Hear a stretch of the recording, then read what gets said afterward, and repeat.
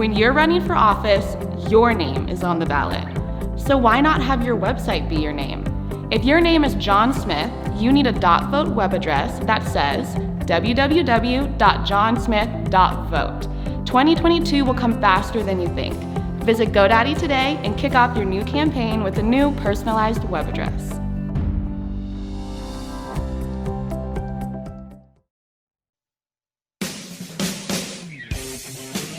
Welcome to Breaking Battlegrounds, Election Eve edition. Coming up fast here in Arizona, our primary elections this coming Tuesday. And we're talking with some pollsters today, some people who have some insights into these races. This is Sam Stone with my co-host Chuck Warren. In the studio with us this morning, George Khalaf. George is the president of Data Orbital, managing partner of the Resolute Group. He has been polling Arizona races throughout the year. Can you believe we have been campaigning for a bloody year for these elections, Chuck? It just seems like yesterday, to be honest with you. Well, but I'm not doing the day-to-day with them, so I'm more nonchalant about it. I'm not nonchalant. The more elections expand, I mean, you never stop campaigning anymore. I'm at the point I think we need to adopt the British system. 90 days before the election, that's it. Exactly. George, what has surprised you about this election? Man, where do I start? First, thanks for having me on. This election has been, I think, one of the most grinding elections that I have witnessed. And frankly, I think it's because the energy and the enthusiasm and frankly, sometimes the anger of the electorate is now fully seeped into the Politico, what I'll call the political world. And I think that there's just a lot of emotions flying around. Things always get personal in primaries. No one here doesn't know or hasn't been through a primary. Yeah, I have never been attacked before for any of the work I do. Yeah. Right. So it get really personal. This year it's taken the next level. I mean, even just this week, we released some numbers earlier this week, and folks chose, as opposed to disagree with the numbers, they chose to come at our firm's reputation, and thus far there's been 2 additional surveys to show that they were wrong. But we'll see. I guess Judgment Day, as I've been saying, is on Election Day. I want to go over your most recent numbers, but let me ask you this question. So let's take the governor's race, for example. We have Kari Lake and Karen Robson, and then we have some. I do want to do a focus group of the people who voted for Paula Z and Scott and Neely. But my question is this: do you think the opposing camps can come together to defeat Katie Hobbs? Or is there such a divide now that it's really going to take some work, what you see in your polling? One, we better come together because it's too important not to. I also will say the national environment is really bad. Katie Hobbs is an exceptional left-wing candidate, right? I'm not saying she's going to perform as poorly as David Garcia. It's going to be a tight race. I don't know that we're going to have 20-point blowouts anymore, but we have to come together. I think even though some in political circles won't come together because they've decided to engage in scorched earth tactics, I think voters will because they understand that there's a big R Republican here. They're the nominee, and we can't afford to have Katie Hobbs. I think what's going to happen, and you see this with Hobbs' campaign already, she's following the playbook laid out by Mark Kelly, which is say almost nothing, kind of some bland, very just, but the problem is when she says something, it's a doozy. Well, but she's not been for a while. I mean, we obviously have all the opposition research from her past where she's said a lot of doozies. But Democrats in this state, as with Joe Biden, they don't campaign on how they're going to govern. And the other thing, too, there was a Marco Lopez survey that was leaked that I had access to about a month or 2 ago that showed that he would perform better than the Republicans, and the Democrats are hitting each other. The thing is that we as Republicans have been in this very public fight, so the Democrats have kind of skirted free. Well, they're having seemingly also a very intense primary, but I think that it's just a foregone conclusion that Hobbs is going to be the nominee. But look, she is taking that playbook. She is pretending, but this is the difference. The national environment is so bad for Democrats. We see it in our polling numbers. It's just never been this bad for them, or at least not in the last bit, and we are very polarized. So again, if you're a registered Republican, even if Lake was not your cup of tea, for example, I believe she will be the nominee, do you really go for the Democrat? I don't think that there's nearly enough, and if there were enough people there, will they not be offset from folks that were traditional Democrats in rural Arizona that would come over? The problem of all of us in this room that were rational human beings, right? If I'm supporting Karen, I'm not going to not vote for Kari Lake in the general. but I know people who view it that way. It's the same thing with Kerry people, which are probably more antagonistic about Karen. I know people say that in the heat of the moment, but our history doesn't suggest that. And that's a very good point as well. So quickly, go over the numbers you have, and then and just go over the numbers. Start with Governor. What do you have, Governor, most recent one? So in our most recent survey, we have Lake up by 11 points. Early in July, we had her up by 4.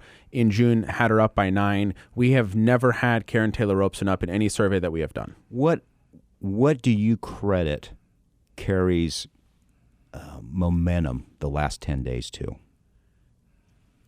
That's a great question because I don't know either. And it's a brilliant question. That's why I asked it. It's a brilliant question. Chuck always has the brilliant questions.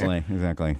This campaign, up until about early July, had been between two self-described conservative, MAGA, pro-Trump individuals. And then there was a pivot in early July. After the debate, and after Governor Ducey endorsed, and again, I'm going to try to explain this from a data perspective and not sort of give the coloring because that's not the point. There was a pivot. And then Karen chose to, I think, go down a different path. And so the work that had been done, frankly, to peel away some Trump supporters was undone. Right or wrong, it was undone. And as we've gone into early voting, and we have about 400,000 ballots that have been returned, a little north of that, there's a lot of Republicans that have yet to vote. We are trailing by 6 or 7 points in terms of our return rate. So why are those people holding on? Yeah, sure, some of them it's because they're undecided. A lot of them it's because of election integrity concerns. Well, if you're holding on to your ballot, who will you be supporting? You're a Lake supporter. There was a pivot. You're voting for Finchem, you're voting for Kerry Lake, you're voting for Blake Masters, you're voting for Abe. So I think there was a pivot. I think those undecideds that have been holding on, I think more of them broke to Kerry Lake. Do you want to bring? We actually have Mike Noble, another pollster from Arizona, on the line with us. We kind of want to get both of your takes on this.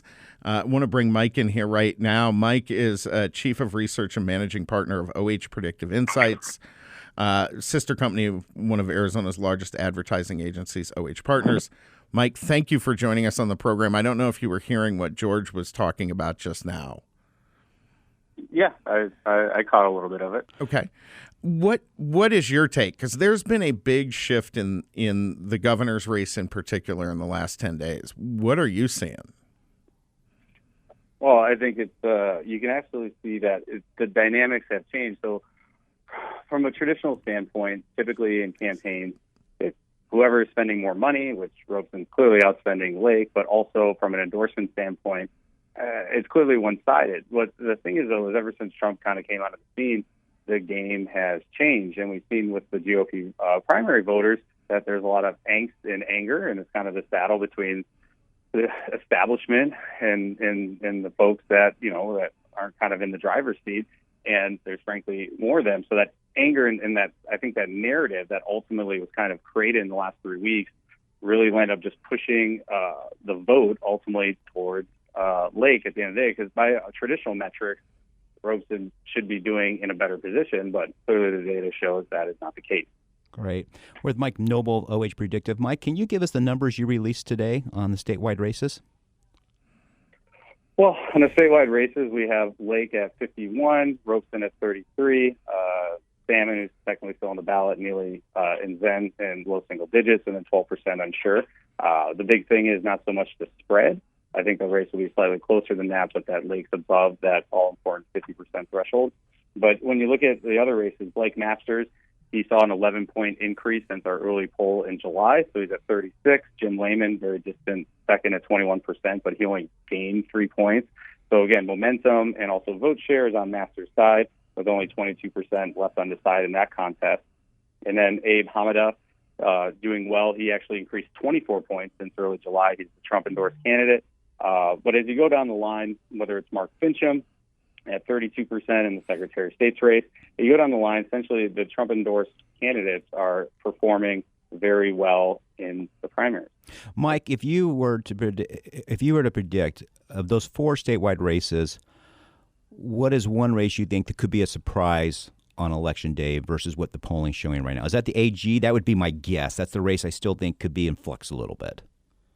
Correct. I think the AG's race is the one that could be a surprise, given that, yes, Hamada does have Trump's endorsement. The issue is that he doesn't really have money to get that out. Glassman, though, on the other hand, has been showing some forward momentum, and he is spending. So and there's also a good chunk of undecided still left in that contest. Abe is the candidate I thought benefited the most from Trump coming out here last week.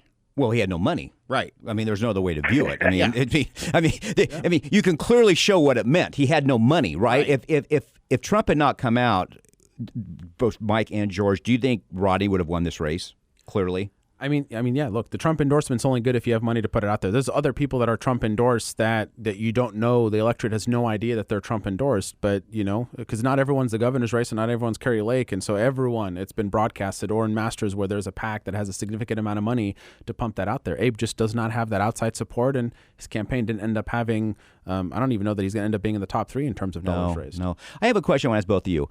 I feel bad for pollsters because if you don't give numbers at campaign likes, you must be on the take, right? I mean, it's very obvious, right? You're both multi-millionaires now, have 5 homes in all these exotic locations because you're on the take. Mike, I want to start with you. What do people not understand about polling, how you go through your process? Well, and again, it depends on the pollster. There's partisan pollsters, there's nonpartisan pollsters. We happen to fall in the category of nonpartisan, so we don't have a vested interest in any race, and so we're just reporting the numbers. And when looking at the polling, is essentially giving you that snapshot in time of where the race is at in sentiment. So it's not, hey, numbers at 51%. That's exactly what the number is going to be.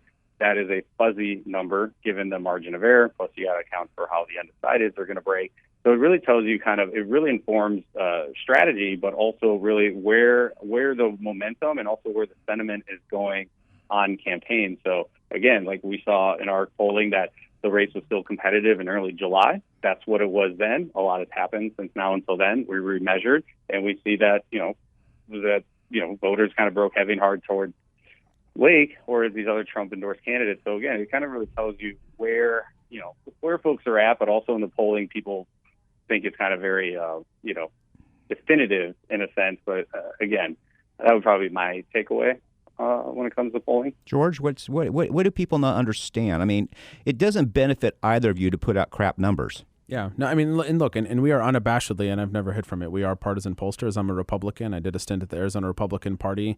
I have a consulting firm, for God's sakes, that works on a lot of these campaigns. And we've had a subscription, service that we've done monthly, and a number of them get leaked, and a number of them that have gotten leaked have shown that our clients aren't winning. And so, I mean, look, while I may have a vested interest or not, that's not the point of the numbers. And again, in this week, I've been called everything from a establishment plant to a far-right crazy, depending on who's talking about it and depending on who benefits from the numbers. The Arizona Republic came strate out and said you were fudging numbers for Kerry Lake. Yeah. I mean, that's what Lori Roberts said, and then claimed that the other survey was someone who didn't have a vested interest. That was an internal survey from the Karen Taylor Robeson. We have just a few seconds before we have to go to break here, but we're going to be right back with George Khalaf and Mike Noble. Guys, thank you for joining us. This race is going to be interesting all the way through November now.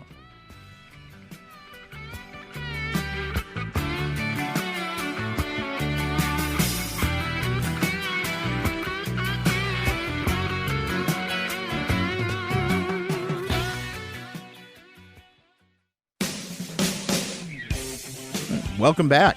Breaking Battlegrounds with your hosts Chuck Warren and Sam Stone. Arizona Election Day Eve edition of Breaking Battlegrounds. We have 2 of the best data guys, 2 of the best pollsters in Arizona, George Khalaf, Mike Noble. They are both, Mike is on the phone, George is in studio with us. You guys have, I think, one of the toughest jobs in politics these days, because how much harder is it getting to get accurate data from the electorate? Which, I mean, I know plenty of people who straight up lie when people are calling them on the phone at this point. I know plenty of people who just won't answer and will duck it. And it's not like it was 20 years ago where you just bang out a number of calls to landlines and you get a broad selection of the electorate. That isn't really the case anymore. No, and I'll tell you all. I mean, we have long been, really up until the last handful of months, exclusively live caller. And then we started noticing, not to get into too many of the details, but long story short, there's a specific divergence in the governor's race exclusively between, for example, people that we reach via live caller, landline, and cell phone, and people that we reach via text to web, only on the governor's race. And it goes from like a Karen Taylor Robeson margin of 10 points on live landlines to live cell, which is a Kari Lake margin of usually about 8 to 10 points. And then on text to web, which is Kari Lake plus 15 to 25. Wow. Only on that race. And again, there's a lot of unpacking that need to be done. But you're right. I mean, look, I'll tell you, and even all the paid call work that we do, people are sick and tired of being reached. And there's just so much money that has been spent. I mean, more money, as you all know, more money in this primary election than any other primary by a mile that we've had in this state. More than any general. Right? I mean, it's a lot of money, and we haven't even gotten to the general election. People are just tapped out. People are tapped out, so we have to jump through a lot of hoops to get the accurate sample. Mike, you've been doing your polling for quite a while. What have you seen as a change in the demographics and the attitude of the average Arizona voter? How has it changed? Has it become more purple, more blue, more red? What have you seen in your polling? Well, if you talk to nationals or other folks, they'll say Arizona's purple, but they're wrong. When you look at, Arizona, if you want to properly color code it, we're magenta, which is the lightest shade of red. And you saw that from our last election when you go through the post-election analysis that, Trump lost the state by less than half a percentage point. And, when you look at, yes, he lost it as a Republican. However, down ticket, Republicans outperformed, from, county supervisor to state legislative races on down, they outperformed Trump. So, it was very much a referendum on that. So Arizona is still very much a center-right state. But I think the interesting thing is that, running to the right in primaries and stuff like Blake Masters or Lake is great. But when you get to the general election, you have to start moving to the middle. If not, you can end up like Martha McSally and lose both U.S. Senate seats. What would you tell somebody running for office in Arizona how they should approach the electorate here?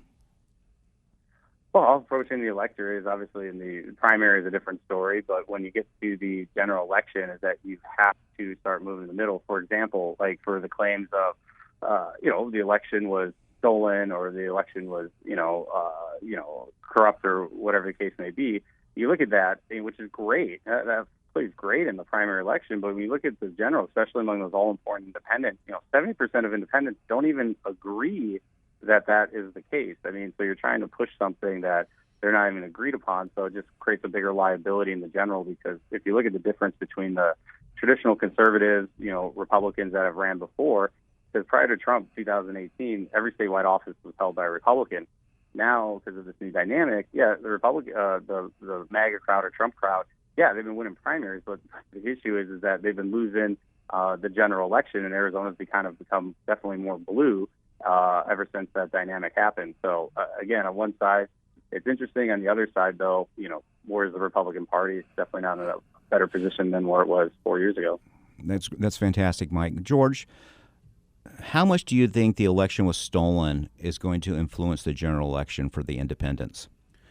I mean, this is the problem, and I think the mistake that the left has made is they've made this election a referendum on January 6th, and the out-of-touchness of the right, and then abortion, and then guns. There's not been a single issue. Everything the right is demon on, and we're all bad on. And so I say that to say I don't know how much it's going to affect when gas prices are where they are, inflation is where it is. We are about to enter into a recession, no matter how the Biden administration defines it. Our GDP shrunk for the last 2 quarters. Our world is not in a good place. And so are people going to be more worried about the fact that they feel like Republicans are out of touch with them on this issue? Or are they going to be more worried about the leadership that Biden has provided and, frankly, the lack of leadership that Biden's provided? That's why I continue to be bullish. That doesn't mean we have to talk smartly. Arizona's not a deep red state. Don't get me wrong. But I am bullish about Republican chances in November because I think that the electorate wants a fighter, and I don't think the electorate wants anything that Joe Biden's given them. And so I just don't think that January 6th or the election fraud narrative from the left against the right is going to be sticky in the general election because we have way too many other problems for voters to walk through to vote for Democrats. Guys, I would ask both of you, start with you, Mike, and then George. How much are we seeing? I'm deeply versed in what's going on the Republican side, but I haven't paid as close attention to the Democrat side. On the Republican side, it looks like low propensity voters, people who turn out in one of the last 4 elections, 2 of the last 4 elections, are coming out in this primary in numbers far beyond what I think a lot of people expected. Are we seeing that on the Democrat side also? When it comes to the Democratic side, I haven't actually looked a ton at the Democratic side because, frankly, there just really hasn't been any competitive races. They don't there. actually And do frankly, primaries here. The GOP has been taking up a lot of the oxygen and attention, and we're tracking not only Arizona but Nevada and Utah from our regional expansion. And so, frankly, I haven't really looked at it, but George may be able to shed a little light on it. So as an example, return rate so far for Democrats that are 0-4, which means they've never voted in an election, is 10%. For those that we have as unknown, because there's a lot of noise in the data file, Democrats it's 27, but they're actually under where it was in 2020. When you go to the Republican side, even though return rates for likely voters are down, return rates for 0-4 is at 12%. So even though overall Democrats are outpacing Republicans, there are more Republicans 0-4 that have never voted that have shown up. Return rates are 30% for 1-4 and 27.5% for the unknowns, which means that we have more of our unknown voters. And even though, again, there's the phenomenon of less Republicans turning in their ballots, which means there's more of these people that are going to show up on Election Day. Look, we knew the phenomenon for Trump was what? Why did he break in at the Iowa caucus, how it all started? It's because there were people that had never gone to the Iowa caucus that showed up and caucused. We're going to have the same phenomenon here in Arizona, which is why I've been predicting what I've been predicting in terms of Kari Lake being the Republican nominee, because there's voters that have not participated in the same way that they'd never participated in pre-Trump. They're going to come out because they're motivated by her in a way that they haven't been motivated by other Republicans. And these are people that are choosing to vote in our primary, but they've never engaged in these primary elections before. Mike, your thoughts on that? Well, I mean, I think that you could attribute that to a couple scenarios, and also you're probably going to have to look at a little bit deeper into the data, because I think also another probably plausible explanation for it is that, compared to the Democrats, they don't have really competitive primaries. On the GOP side, it's the exact opposite, tons of money, a lot of candidates are out there pushing for votes, everything else. And then also Arizona, with that, obviously a good amount of population growth, especially with this pandemic that happened a couple of years ago when that started, and that exodus from kind of the Midwest and California, as people realize they can work from home, and Arizona is a very attractive state. Absolutely. So, sorry, Mike, I have to cut you off. We're going to break right here, but we're coming right back with George Khalaf of Data Orbital, Mike Noble, OH Predictive.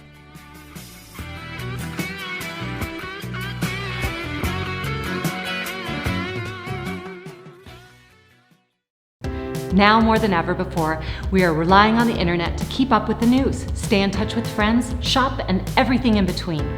That's why it's so important that you reserve your first and last name .vote web address for your upcoming campaign. Secure your digital real estate by owning your name with a .vote. Your name, your campaign, your very own .vote domain. Head to GoDaddy today.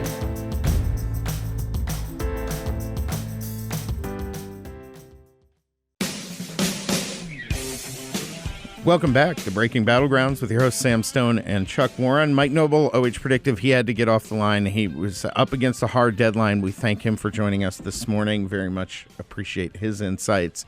George Khalaf, thank you for sticking it out with us for one more segment here. We really appreciate having you in studio this morning. George, what is an issue that you feel Republicans should just latch on to? Say, okay, you're giving messaging for every campaign statewide. What are the two issues you think, look, you just talk about this in your sleep, when you go to the restroom, when you fill up your gas, you just talk about these two things. What are those? Yeah, I'll actually sum it up. There's multiple issues that are going to be unpacked. I'll sum it up with one word: security. Right? Whether we're talking about border security, whether we're talking about an issue that you know well, Sam, safe communities with police on the streets, whether you're talking about security for their children in their education and their ability not to be indoctrinated, all of it stems to financial security and not getting our wallets ripped out from us. At least I've been so excited. I've saved $15 on gas, and now it's only been double the price I paid 2 years ago, not triple the price that I paid 2 years ago. So thank you. I have really come to believe there is only one group of actual swing voters left in this country, and those are suburban soccer moms who will generally vote Democrat if they feel safe and secure and times are good and their families, everything's going well, because they like the idea of liberal social policy. You know what it is? It's I'm going to use this analogy for suburban voters. I'm not going to just put women, I'm going to put suburban voters because households are influenced by one another. When things are good, you don't want to hang out with dad, right? When things are bad, financial or whatever, like, it's good going home for Sunday dinner. And I sort of feel that's where we're at right now. I had a friend who's he's conservative. He's not a big Romney fan. He's a donor. He says, but you know what? In the last 30 years, if my car broke down at 2 a.m., I'm calling one guy, Mitt Romney. Because he's going to show up and take care of the problem and then probably lecture me why I was driving around at 2 a.m. But nonetheless, he's going to fix the situation, right? I feel that's what it is. When things are awry, we want strong leadership. We want hardened criminals thrown in jail, key thrown away. Then when things are good, we just have this luxury. We seem to forget what got us to the point we're at. Would you agree with that, George? Yeah. I mean, look, voters... in the time span, I wouldn't even just pick on voters. In America, we have so much noise flying around. Ugh. The attention span is very short. We do forget what got us into this mess. And again, we got out of the 4 years of Trump after being promised by the left that it was going to be kumbaya and rainbows and sunshine and Biden was going to bring us all together. And if one person in this country can tell me that he's brought anyone together, I'll give him a lot of money. Look, substantively on virtually every issue, there's no question Trump was a better president than Joe Biden, and the country was a better place. Biden has lower approval ratings. Can you imagine that? Where as much as the media was focusing on it. But you wouldn't know that by listening. You would not know that. I know. Turning into broadcast news. No, you would night. not. I mean, you would not have any clue. His divergence and his unfavorables are higher at this point in the administration than Trump's were at this point in his administration. And unless you're nerdy like the three of us in this room, you would not know that. Like I would not know we're in recession if I'm not, have to actually fill up my gas tank or go grocery shopping because the press is telling me it's a whole new definition now. The gaslighting during this administration is so next level. I don't even know what to say. I mean, they're literally changing the definition of a recession the day we get into the day the numbers come in that we're in one. And the press is the press is more protective of Joe Biden than my mom is of me. Right? I mean, it's absolutely incredible. And even though they even have to call out some of the junk that's happening or his administration, the Secretary of Transportation that says, well, it's okay that you're feeling pain at the pump because that means that it's better for electric vehicle drivers. I don't think that these people actually understand or live with average Americans. Right. George, I want to ask, we have 2 minutes left with you. I want to ask this question. All right. Do Republicans keep control majorities in the Senate and legislature? Yes.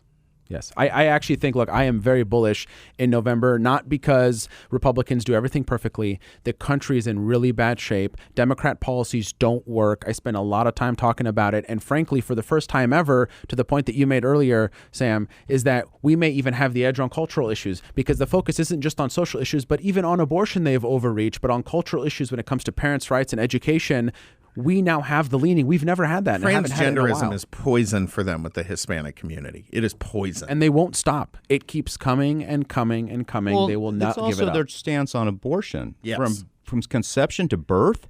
California bill 3 days after birth. I mean, that's just not even, that doesn't fit. I think a lot of people are pro-choice to some degree, but that doesn't fly with 90% of the, well, I know, it doesn't fly with 90% of the people. That's the key. Absolutely. Whether it's in Arizona or anywhere in the country. And so I am very bullish. I think we make gains. We take over the U.S. House. I think we take the Senate. I'm not saying it's going to be a 10-point filibuster-proof margin. It's not going to. I think we make gains in the Arizona legislature here. And frankly, maybe for one surprise, I think we may go back to a full Republican statewide elected official sweep because things are just that bad. That'll be interesting. Real quick before we go, George, thank you for joining us today. How do people follow you and your work and stay up to date? So go to dataorbital.com, sign up for our email list. We send out very consistent emails. I'm doing a Zoom meeting on Monday where we're giving updates. Follow us on Twitter _dataorbital or follow me specifically George_Khalaf, KHALAF. George Khalaf, Data Orbital. Thank you for joining us. Thanks, George. Say hi to your bride. I will do.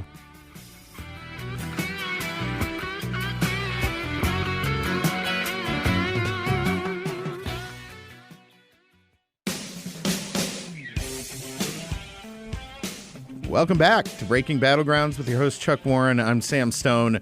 A great program today. Election Eve here in Arizona.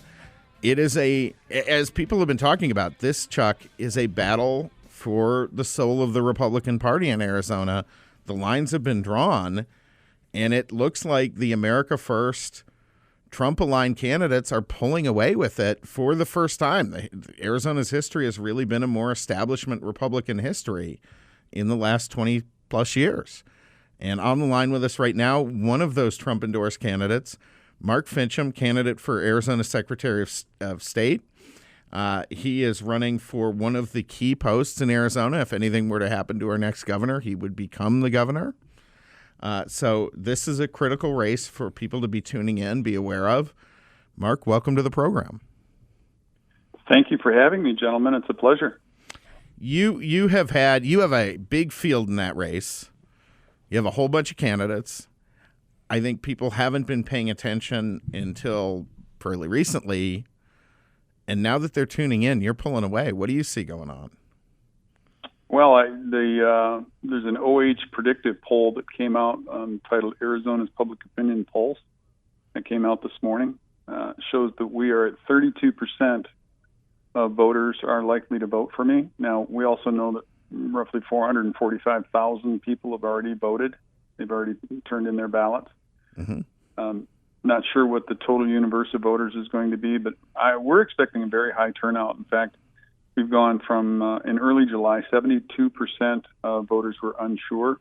That's now down to 41%, and that's late July. So I think that there's a potential for an undervote, but at the same time, I've been at several events in the last couple of days where people have said that they are not going to trust their ballot to a drop box or the post office. They are going to hand deliver their ballot to protect chain of custody. Now, it's interesting that they are using the nomenclature and the phraseology that I have been, and in fact, my colleagues, people like Senator Borelli and Representative Leo Biasucci and Wendy Rogers, we're all talking the same nomenclature. So it's clear to me that the public is paying attention. When they say, I want to protect the chain of custody, that's not a term that the average everyday Joe speaks of. It's certainly not until the last year. Yeah.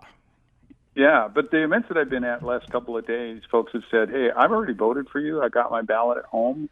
But on Election Day, I'm going to hand deliver it so I know that it makes it all the way to the recorder's office to be counted. Now, for the Lake, as you know, I'm working with Carrie Lake. For her campaign, we've actually shifted because we're actually becoming concerned that there are so many people coming into the polls on Election Day that our county recorders are not prepared for it. We've actually shifted to telling them if you have one of those polling centers open, not the drop box, but if you have a polling center open that you can get to, go there now. Get it in today. Get it in tomorrow on Saturday, or get it in on Monday, because we may have a huge number of ballots turned in at the polls, early ballots turned in at the polls on Election Day, and those are the last ballots counted. So that overhang might not start to come in until Wednesday after the election. That's right.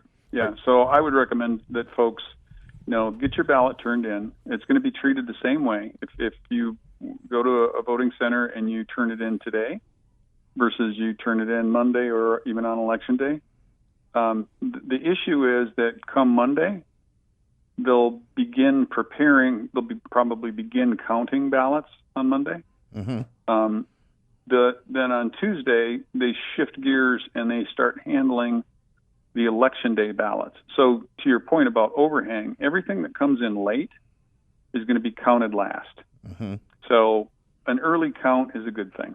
My recommendation, besides that, you're likely to avoid waiting in line because I'm guessing that we're going to see a lot of queuing coming up on Tuesday morning. There's a growing number of people who want to vote on Election Day at the polls. And I have always done that. So, yes, I understand that. Yeah, well, I'm going to do that. I'm up here in Phoenix this week, but I'll drive back down to Oro Valley where I'm registered to vote and where my homestead is, and I'm going to vote at the polls this year. I've gotten myself off of the mail-in ballot list. And I think that if you're going to lead, leaders do it first and lead by example. And so folks who don't know, I'm going to shift gears on you real quick. Folks who don't know, do not associate Oro Valley with Tucson. They are two entirely separate entities, and Oro Valley is a beautiful like two place. Universes. Yeah. Tucson's a Oro Valley's the lifeboat for conservatives. Yeah, the People's Republic of Tucson, not so much so. Mark Finchem running for Secretary of State. Will you tell people what the responsibilities are for the Secretary of State office and how you, if elected, will manage that office? Sure, I'd be happy to. So, and this isn't something that's top of mind for folks, but we don't have a state election. We have 15 separate county elections. The county elections officials are responsible for running the elections. The position of Secretary of State when it comes to being senior elections officer for the state really is one thing. It's to hold people accountable for following the law. Hard stop. The Secretary of State doesn't write new law. That's a legislative prerogative. The law that's already been written, that is on the books, that has been properly passed by the legislature and signed into effect by the governor, that's the responsibility of the Secretary of State. Now, there's a number of other things that the Secretary of State does as well, but that's probably the most important function, and it's to see to it that county elections officials are set up properly. There's a certain amount of auditing that goes on there. So, for example, we learned in 2020 that Maricopa County, with their uncertified Dominion voting machines, by the way, the access to those machines, everybody had the same username and same password. Well, that defeats an audit trail because you have no idea who is logging into a machine, who might be altering records, who might be updating records. The whole point is to be able to identify who accessed the machine at what point and what change was made. And as the leaders of the DNC proved, having password as your password is a terrible idea. Chuck, you had a question. Pretty much. The Secretary of State, I think one thing people don't understand about the Secretary of State office is you don't have the ability to make a bunch of rule changes there, right? You are the legislature That's passes right. law, and you adhere to what they pass and make sure that's enforced. And is that a bad take, or is that the reality? Well, the reality is that the election procedure manual, think of it as a cookbook. And anything that is in that manual has to be in furtherance of the law. You can't depart from the law and go down your own path as the Secretary of State. But it's an interpretation of law giving instructions to the county elections officials. Now, interestingly enough, that elections procedure manual also has to be approved by the legislature and the Attorney General. So that's one of the reasons that we are now faced with having to use the 2019 election procedure manual, because Katie Hobbs, some people call her Katie Hobgoblin, the Marxist, decided that she wanted to go down her own path and wrote an update, air quotes, that had some 260 plus pages of red lines. This was a policy document.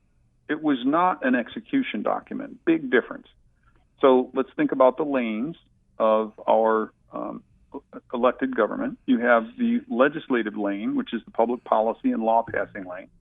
You have the executive lane, which that's where the Secretary of State is, that is supposed to execute on the directions that have been given in law. Now, of course, the governor signs things into law. That's also an executive office. But in Arizona, and as with many other states, the Secretary of State is responsible for holding people accountable to follow the law. Now, what's been revealed over the last, couple of weeks is the opposition, Democrats, are terrified of me being in that role. Well, let's unpack that a second. How can you be terrified of somebody who is sworn to follow the law?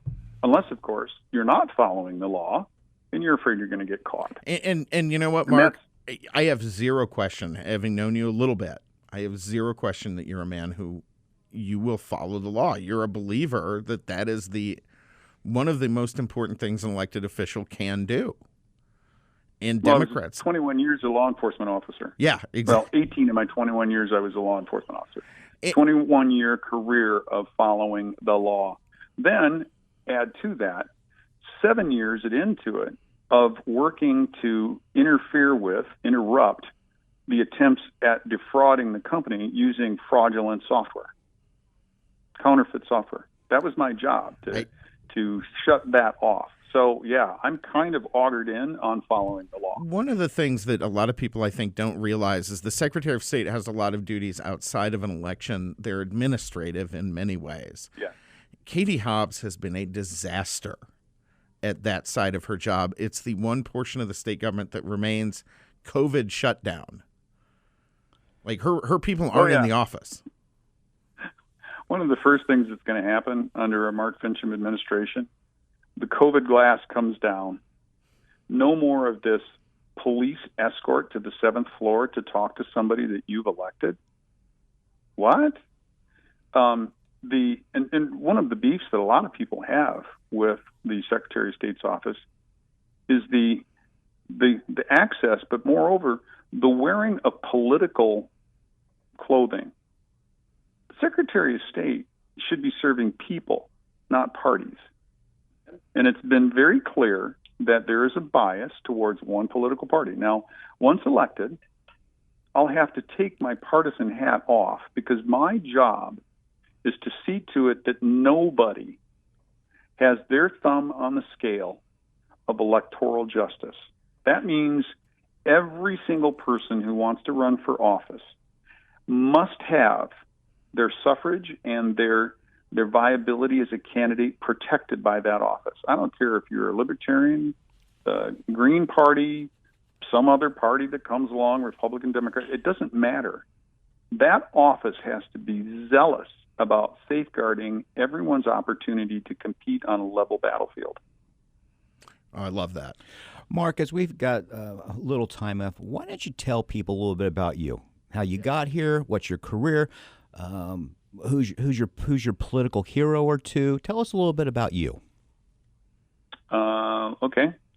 I'm 65 years old, 21-year career with the City of Kalamazoo Department of Public Safety. Was a firefighter paramedic to begin with, and then cross-trained into a law enforcement capacity. My last billet was with the Criminal Investigations Division, where I was investigating check fraud. Got an education and retired, moved to Arizona, was elected in 2015 to the Arizona House of Representatives, which I am now finishing. Then, my education-wise, I got a bachelor's degree from Grand Canyon University in state and local public policy, master's degree from Rogers Law School at U of A in law and economics, and I have a certification as a Six Sigma process engineer. If people want to know more about me, they can see every interview that I've ever been in if they go to votefinchem.com. That's DOTE. F like Frank, I-N like Nancy, C-H-E-M like Mark.com. And they can click on the news tab. And if they want to support my campaign, they can also make a donation there as well. Fantastic, Mark. We really appreciate having you on the program today. Folks, be sure to tune in this Tuesday, 9:60 a.m. You can get us online. Look it up, 9:60 a.m. in Phoenix. Breaking Battlegrounds is going to be breaking down all the election results beginning at 8 p.m. Pacific through midnight Pacific. Chuck and I will have to find some way to stay awake 2 hours past our bedtimes. 2? Oh, I forgot. My political hero? Yes. Teddy Roosevelt. The piece that he wrote, Man in the Arena, if people read that, they'll know Mark Finchem. That is the surprise on the radio show today. I love that. That is fantastic, and it tells me tons about you. Love it. Love it. Absolutely love it. Mark Finchem, thank you for joining us today. How do people follow you real quick? Well, they can go to votefinchem.com, and again, they can click on news. They can see that. Also, all of the social media widgets or whatever they call them up in the upper right-hand corner, they can follow me on social media as well. Votefinchem.com. Last word.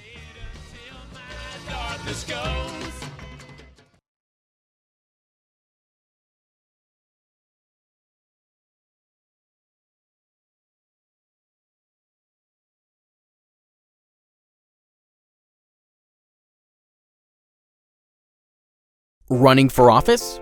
You need a campaign website. Introducing the web address of the democratic process, .vote. So how do you purchase your .vote website? Visit www.yourname.vote. Type your website name, example www.johnsmith.vote. It's available. Add your web address to your cart and check out. Once checked out and have received confirmation, you may begin to create and utilize your website to connect and engage voters. To learn more, visit get.Vote. Happy campaigning!